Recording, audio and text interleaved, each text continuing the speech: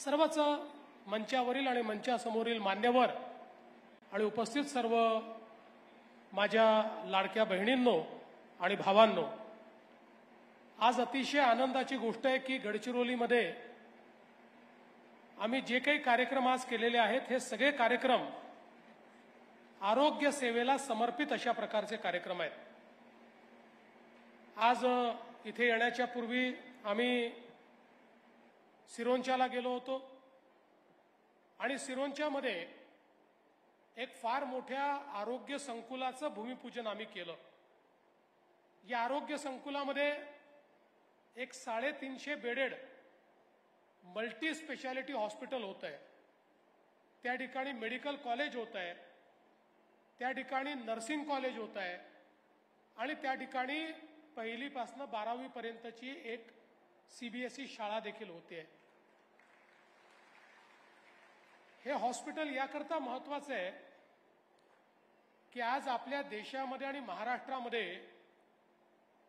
जी सगळ्यात प्रथितयश हॉस्पिटल मानली जातात त्यातलं एक नंबरचं हॉस्पिटल म्हणजे पुण्याचं रुबी हॉल क्लिनिक आहे। आज रुबी हॉल क्लिनिकमध्ये देशातनंच नाही तर जगातल्या वेगवेगळ्या राज्यातनं देखील पेशंट येतात आणि आरोग्य सेवा प्राप्त करतात आणि आपल्याला मला सांगताना आनंद होतो की त्याच रुबी हॉल क्लिनिकने आपल्या या सिरोंचामध्ये 350 बेडेड हॉस्पिटल मल्टी स्पेशालिटी तयार करण्याचा निर्णय घेतला आणि त्याचं भूमिपूजन आम्ही आज केलंय। म्हणजे जागतिक स्तराच्या सगळ्या व्यवस्था ज्याच्याकरता आतापर्यंत आपल्याला मुंबई, पुणे किंवा हैदराबादला जावं लागायचं अशा सगळ्या प्रकारच्या ट्रीटमेंट आता सिरोंचामध्ये आपल्याला उपलब्ध होणार आहेत। अशा प्रकारचे हॉस्पिटल आपण तयार केलंय आणि त्यासोबत मेडिकल कॉलेज होत आहे, त्यासोबत नर्सिंग कॉलेज होत आहे। नर्सिंग कॉलेज याकरता महत्त्वाचं आहे, आज देशामध्ये नर्सेसची मागणी मोठ्या प्रमाणात आहे। आमच्या ग्रामीण भागातल्या ज्या आमच्या मुली आहेत या मुलींनी जर नर्सेसचं ट्रेनिंग घेतलं, त्या ठिकाणी डिग्री घेतली तर अतिशय चांगल्या प्रकारची नोकरी आणि रोजगार हा त्यांना प्राप्त होऊ शकतो। त्यामुळे एकीकडे आरोग्य सेवा ही चांगली होणार आहे आणि दुसरीकडे एक चांगली संधी देखील या ठिकाणी मिळणार आहे। आणि बाबांनी जे सांगितलं की आपल्या स्थानिकांनाच तिथे संधी मिळाली पाहिजे, निश्चितपणे तशाच पद्धतीचं काम हे त्या ठिकाणी आपण करणार आहोत। आणि म्हणून मला असं वाटतं की अतिशय उच्च कोटीची आरोग्य सेवा ही तिथपर्यंत पोहोचवण्याचं काम आपण गडचिरोली जिल्ह्यात आणलेलं आहे। दुसरं आज महत्त्वाचं उद्घाटन हे आपल्या अहेरीच्या महिला व बाल रुग्णालयाचं आहे। खरं म्हणजे हे काम यापूर्वीच व्हायला हवं होतं। 2010 साली याची घोषणा झाली होती, परंतु काही कारणाने ते होऊ शकलं नाही। जेव्हा मी मागच्या टर्ममध्ये मुख्यमंत्री झालो तेव्हा 2016 साली या ठिकाणी आपण याचं प्रशासकीय मान्यता दिली। त्यानंतर 2018 साली आपण त्याला संपूर्ण निधी उपलब्ध करून देऊन त्याचा वर्क ऑर्डर दिला आणि ते काम सुरू केलं। मध्यंतरी कोविडमुळे काही काळ ते काम रखडलं होतं, पण आज मला अतिशय आनंद आहे की या ठिकाणी हे काम पूर्ण झालेलं आहे आणि आपल्यापैकी कोणी जाऊन पाहू शकतं, एखाद्या खासगी इस्पितळाला लाजवेल अशा प्रकारचं हे महिला आणि बाल हॉस्पिटल या ठिकाणी आपल्या अहेरीमध्ये तयार झालंय। सर्व प्रकारच्या स्त्री रोगांकरता, प्रसूतीकरता, बालकांना त्या ठिकाणी जर काही आजार असेल तर NICU ही व्यवस्था त्या ठिकाणी आहे। सगळ्या प्रकारची आधुनिक व्यवस्था म्हणजे महिला आणि मुलांचं आरोग्य, कुपोषित बालकांचं आरोग्य, या सगळ्या गोष्टींकरता एक अत्यंत महत्त्वाची व्यवस्था या ठिकाणी झालेली आहे। आणि निश्चितपणे मला असं वाटतं की या एका व्यवस्थेमुळे केवळ अहेरी नाही तर आसपासचे जेवढे तालुके आहेत या सगळ्या तालुक्यांना याचा एक मोठा लाभ हा या ठिकाणी मिळणार आहे आणि म्हणून मी जिल्हा प्रशासनाचं या निमित्ताने अतिशय मनापासून अभिनंदन करतो। आमचे राजे अमरीशराव आहेत, त्या काळामध्ये आपले आमदार होते, त्यांचं अभिनंदन करतो। आमचे महाराज या ठिकाणी आज आमदार आहेत, ते मध्यंतरी मंत्री होते, त्यांनी प्रयत्न केला, त्यांचे मी मनापासून या ठिकाणी अभिनंदन करतो। आणि एक चांगली सोय आज आपल्याकडे ही उपलब्ध झाली, याबद्दल खरोखर मी आपल्या सर्वांना मनापासून धन्यवाद देतो। आज यासोबत देशाचे प्रधानमंत्री माननीय नरेंद्र मोदीजी यांनी गावातल्या शेवटच्या माणसापर्यंत आरोग्याची सेवा पोचली पाहिजे, याकरता आयुष्यमान आरोग्य मंदिराची संकल्पना मांडली। प्रत्येक तालुक्यामध्ये अगदी शेवटच्या माणसापर्यंत ही आरोग्य सेवा देण्याकरता आयुष्यमान आरोग्य मंदिर हे आपलं एक महत्त्वाचं युनिट या ठिकाणी तयार करण्याचा निर्णय आपण घेतला।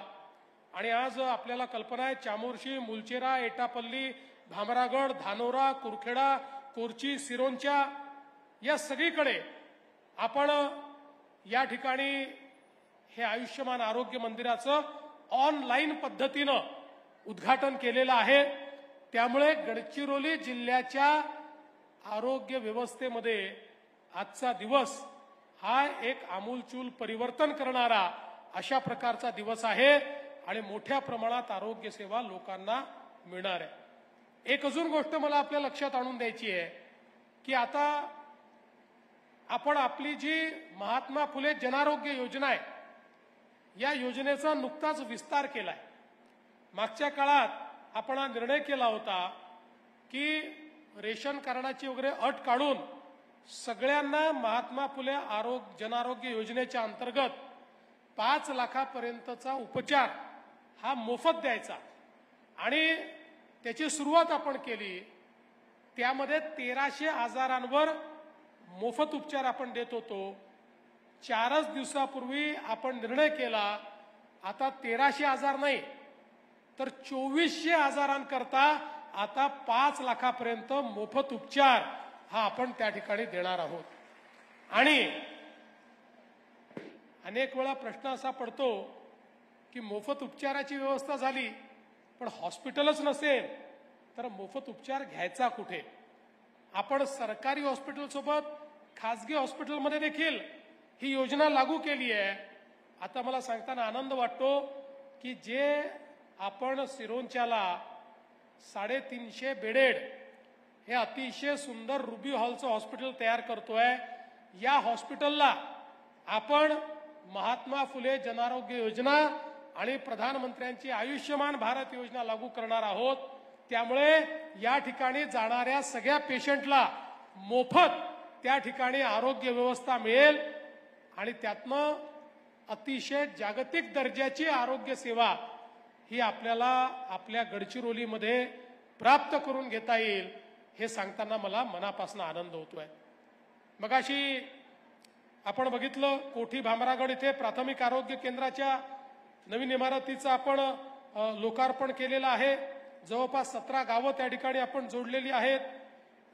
जाराबंडी, ताडगाव येथील प्राथमिक आरोग्य पथकाचं आपण त्या ठिकाणी लोकार्पण केलेलं आहे आणि या माध्यमातून वेगवेगळ्या प्रकारचं हे व्यवस्था या निश्चितपणे आपण उपलब्ध केल्या आहेत।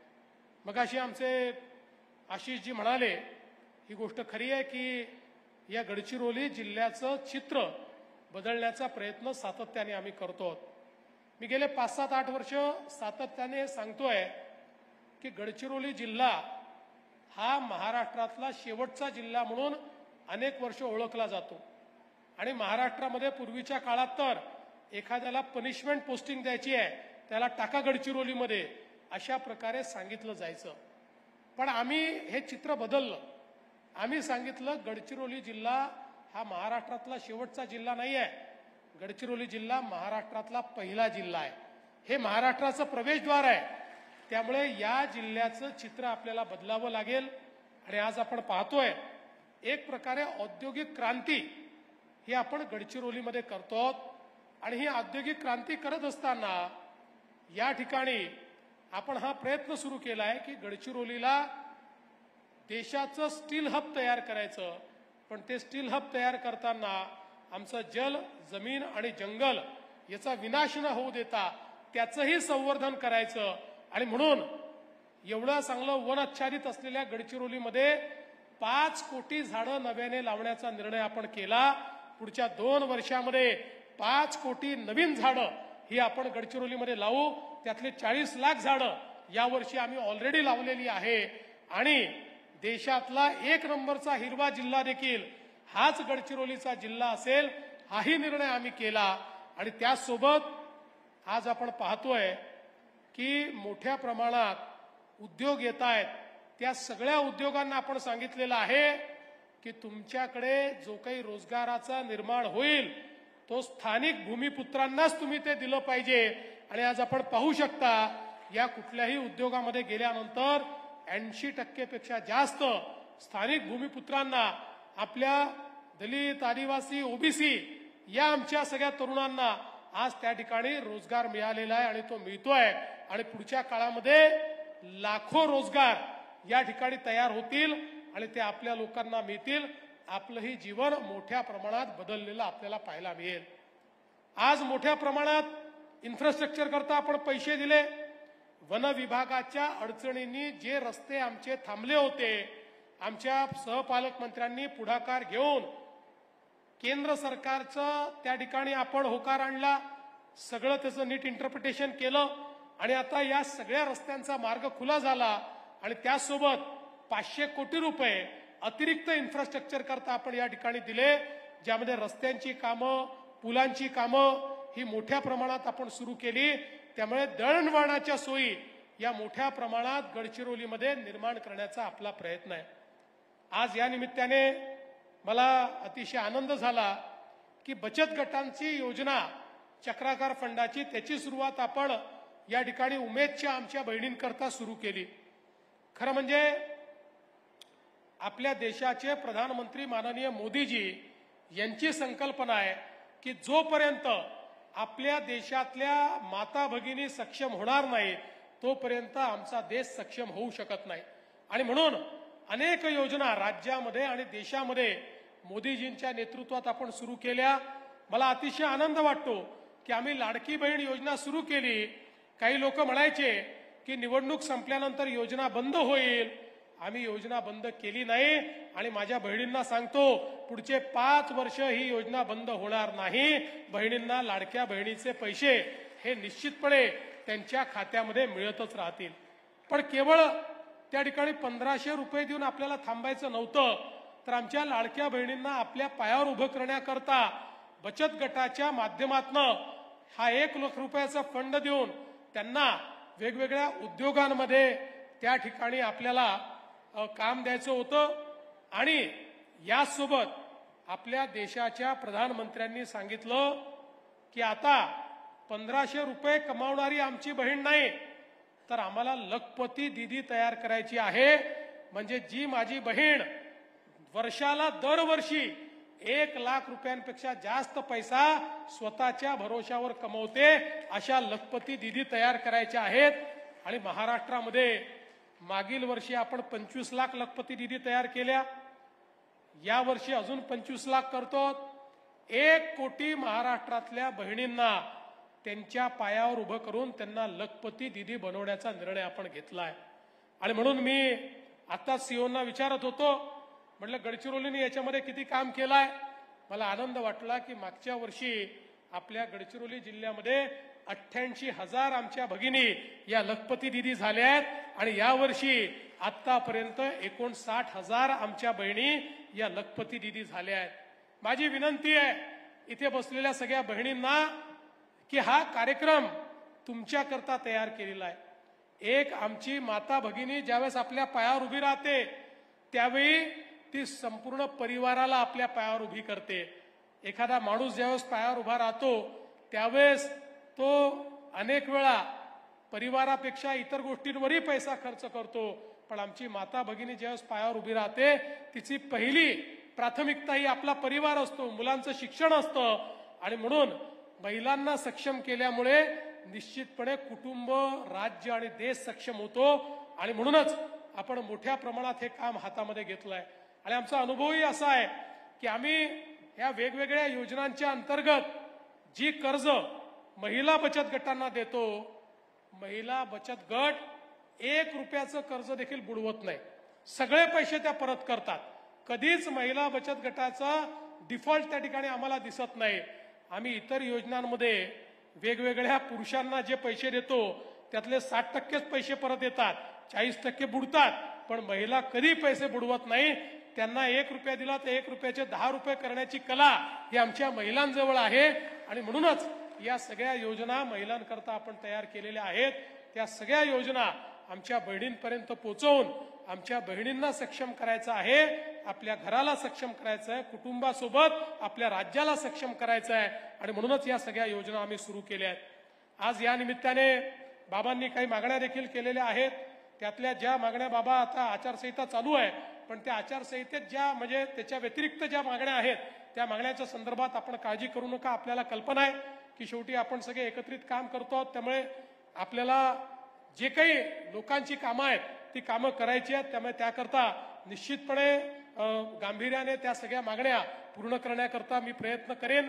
आणि आज पुन्हा एकदा एक अतिशय चांगलं या ठिकाणी रुग्णालय तयार झाल्याबद्दल मी ज्या विभागाने यात काम केलं असेल, PWD असेल, आरोग्य विभाग असेल, आमच्या जिल्हाधिकाऱ्यांनी DPDCच्या माध्यमातून त्याच्याकरता केलेली मदत असेल, ज्या लोकांनी याकरता मेहनत केली आहे तिथले डॉक्टर्स असतील, स्टाफ असेल, अर्थात आता अजून डॉक्टर्सची नियुक्ती करायची आहे, या सगळ्यांचं अतिशय मनापासून मी अभिनंदन करतो आणि माझं बोलणं संपवतो. धन्यवाद.